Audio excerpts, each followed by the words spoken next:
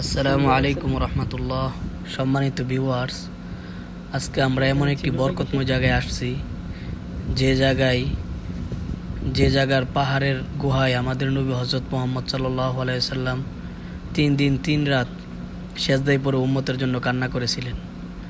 সবচেয়ে আনন্দের বিষয় হলো যে গুহাটিতে রাসূল সাল্লাল্লাহু আলাইহি সাল্লাম আশ্রয় নিয়েছিলেন এবং সেজদায় পড়ে 3 দিন 3 রাত কান্না করেছিলেন, সে গুহাটি আলহামদুলিল্লাহ এত বাইরে এত গরম, কিন্তু আপনি যখন ওই গুহাটির ভিতরে আপনার দেখবেন অনেক ঠান্ডা, অনেক ঠান্ডা। মাশাল্লাহ, গুহার ভিতরে একদম ঠান্ডা।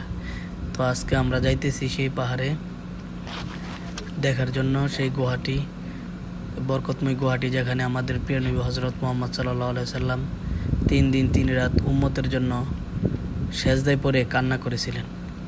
এই যে দেখা যাইতেছে জায়নামাজটা বিছানো, এখানেই এইটার ভিতরেই এই গুহাটি রাসূল সাল্লাল্লাহু আলাইহি ওয়াসাল্লাম সেজদায় পড়ে উম্মতের জন্য কান্না করেছিলেন।